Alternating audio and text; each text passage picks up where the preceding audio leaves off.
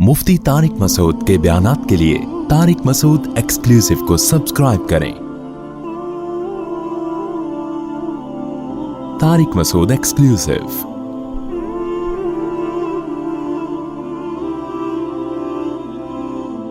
मुसाफिर खाना जब समझोगे मेरे भाई दुनिया को, तो फिर क्या होगा? ना दौलत की मोहब्बत रहेगी और ना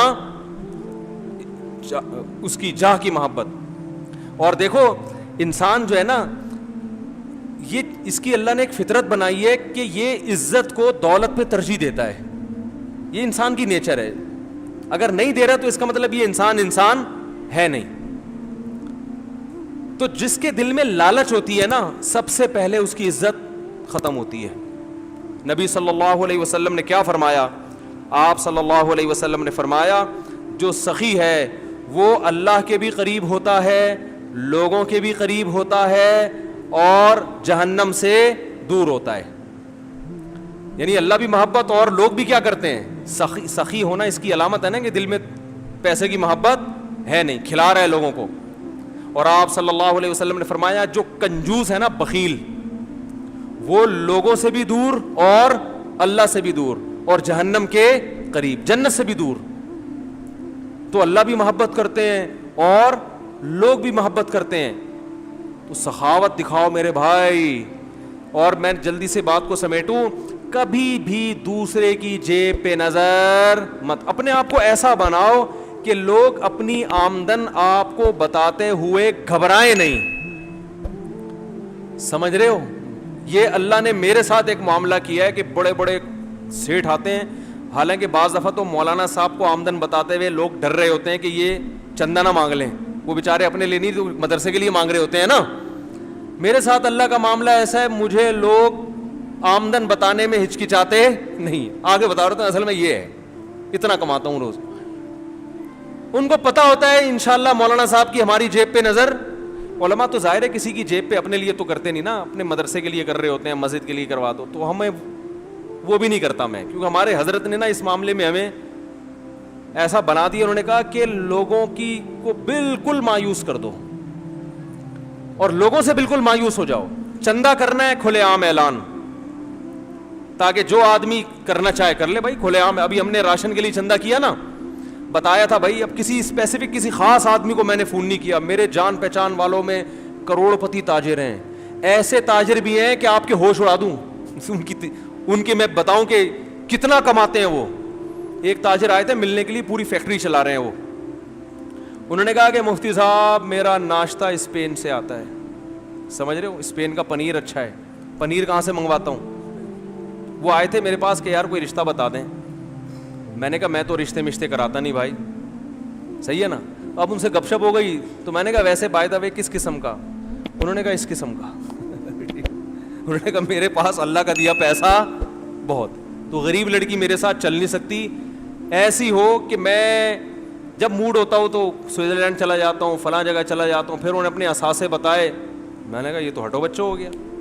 और जवान आदमी 30 साल की उम्र में इतना पैसा। तो मैंने कहा यार मैं आपसे ज़्यादा मालदार हूँ। हम तो अल्लाह का शुक्र है, एहसास कमतरी तो अल्लाह का फजल है, कभी अल्हम्दुलिल्लाह मुब्तला हो ही नहीं। कभी किसी को देख के मेरे ज़हन में अबे अल्लाह ने इतना पैसा दे दिया, यार तारिक साहब ये क्या है यार, ये क्या हो रहा है? लोग ये सोचते हैं ना, अपनी चीजें फिर आदमी को अजीब सी लगती है ना। हमने ऐसा खानदानी काम किया, कोई पैसे की शो मारे तो फौरन एक जवाब देता हूं। मैंने कहा बीवियां कितनी हैं? एक। मैंने कहा यहाँ से पैसा है, स्विट्जरलैंड स्पेन से तुम्हारा पनीर आ रहा है, शहद स्विट्जरलैंड से आ रहा है। बीवियां कितनी है? एक। तो वो कहते हैं आपकी। मैंने कहा 3। कहते हैं साहब हम पैसा होगे भी क्या है, गरीब। मैंने कहा देखो नाश्ता क्या पनीर स्पेन से खा लो या इधर से दुकान से खरीद के खा, क्या फर्क होगा? क्या टेस्ट में कितना फर्क हो जाएगा भाई? है पनीर ही है ना। घी खा लो, वहां का खा लो, हमारी भैंस ज्यादा अच्छी है भाई। तो खाना कितना खा लेगा? तो आजकल तो अल्लाह ने गरीब को भी सब कुछ दिया हुआ है खाने के लिए। मैंने कहा ये क्या है? जहाज में बैठ के वहां चले गए। मैंने कहा क्या, तो हमें भी जब जाना होता है जहाज में चले जाते हैं, नहीं तो ट्रेन में चले जाएंगे, नहीं तो आदमी बस में चला जाए। तो क्या है ये? तो खैर अब देखो क्या होगा उनके साथ, अल्लाह ही बेहतर। اللہ ہی بہتر جانے. تو بتاتے ہوئے لوگ مجھے الحمدللہ ان کو ڈر نہیں لگتا. تو ہم نے چندے کا بھی جب اعلان کیا نا, جو راشن کے لیے, ایک یوٹیوب پہ اعلان چلا دیا. کسی خاص فرد کو میں نے نہیں کہا کہ بھائی آپ نے کہا تھا کہ آپ کا ناشتہ اسپین سے آتا ہے, ٹھیک ہے نا, تو ہمارے محلے میں 3 گھرانے ہیں جن کو راشن کی شدید ضرورت ہے. اسپین سے جب آپ ناشتہ منگوا سکتے ہو تو 3 گھروں میں راشن نہیں ڈال سکتے. وہ راشن تو 3 کے بجائے 300 میں ڈال دے گا, 300 گھروں میں, لیکن بولے گا مفتی صاحب کو پیسے بتا کے مجھ سے بہت بڑی غلطی. اب محلے میں جو بھی غریب ہوگا کس کے کھاتے میں ڈالا جائے گا, اور جب نہیں دوں گا تو تانے کس کے دیے جائیں گے, اسپین کے ناشتے کے. اسپین سے پنیر. ایک تاجر میرے پاس آئے, مجھے بتانے لگے, دوستی ہے ان سے, گپ شپ ہے, بیٹھے ہوئے تھے, تو ایک چیز نکالی جیب سے, یہ پتہ نہیں کیا کیا چیزیں تھیں ان کے پاس, یہ میں نے یہ سوئٹزرلینڈ سے خریدا ہے. پھر مجھے انہوں نے اپنا موبائل نکال کے, ارے یہ میں نے پتہ نہیں USA سے خریدا ہے, اس طرح کا نا. پھر بادام نکالے, یہ بادام میں نے پتہ نہیں ایران سے منگوائے تھے. پھر بتایا, یہ اپنا سوٹ کیس کھولا انہوں نے تو چیزیں دکھا رہے تھے, یہ میں نے فلاں جگہ سے, یہ میں نے فلاں جگہ سے. میں نے مونگ پھلی نکالی, کہہ رہے ہیں یہ میں نے کہا فلسطین سے.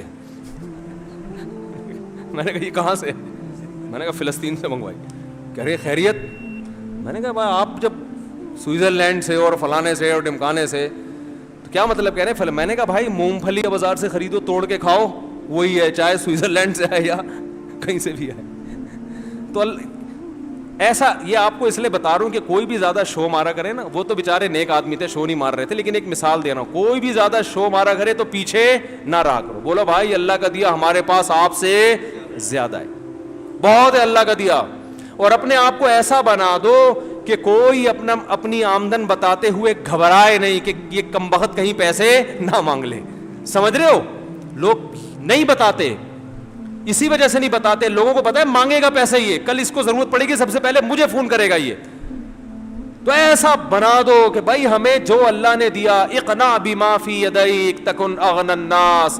حدیث میں آتا ہے جو اللہ نے تمہیں جتنا دے دیا اس پہ قناعت کرو, سمجھو میرے لیے یہ اللہ کا دیا بہت کچھ ہے. آپ نے فرمایا تم سب سے زیادہ مالدار بن جاؤ گے, کچھ نہ ہو کے بھی سب سے زیادہ دولت مند بن جاؤ گے, سب سے زیادہ مالدار کہلاؤ گے, طبیعت میں غنا ایسا پیدا ہو جائے گا. تو بھائی دل کو 2 محبتوں سے پاک کرنا ہے کہ نہیں کرنا؟ ایک پیسے, ہاں جو جائز عزت ہے جو آپ کو ملنی چاہیے وہ نہ ملے, پھر غم ہونا, یہ انسان کی فطرت. بھائی دفتر میں کام آپ نے کیا, آپ کو اپریشیٹ کرنا چاہیے تھا, دوسرا امپلائی جو ہے نا اس نے اپنے کھاتے میں ڈال کے عزت لے لی, تو پھر آپ کو غصہ آنا یہ کیا ہے؟ یہ ٹھیک ہے؟ بہادری کے جوہر ایک آدمی دکھا رہا ہے میدان جنگ میں, دوسرا اور تمغہ امتیاز کسی دوسرے کو مل رہا ہے, اس کو غصہ آئے گا, یہ نیچرل ہے, یہ غلط نہیں ہے. غلط یہ ہے کہ جوہر اس نے دکھائے اور کیش آپ کروا رہے ہو, اس کا حق بھی آپ لے رہے ہو. اور آج کل یہ چیز ہو رہی ہے مارکیٹ میں, تو قناعت نہیں ہے. عزت میں بھی قناعت کی ضرورت ہے بھائی, جتنی عزت اللہ نے دے دی بس یہ اللہ کی طرف سے. بھکاری پن بن کے جو عزتیں حاصل کرنے کی کوشش کرتا ہے وہ عزت پائیدار نہیں ہوتی, وہ جاندار عزت نہیں ہوتی.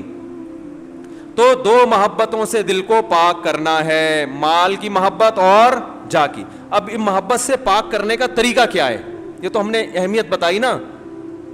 طریقہ یہ ہے کہ جس چیز سے ہوس ہے نا اسی کو خرچ کرنا شروع کر دو.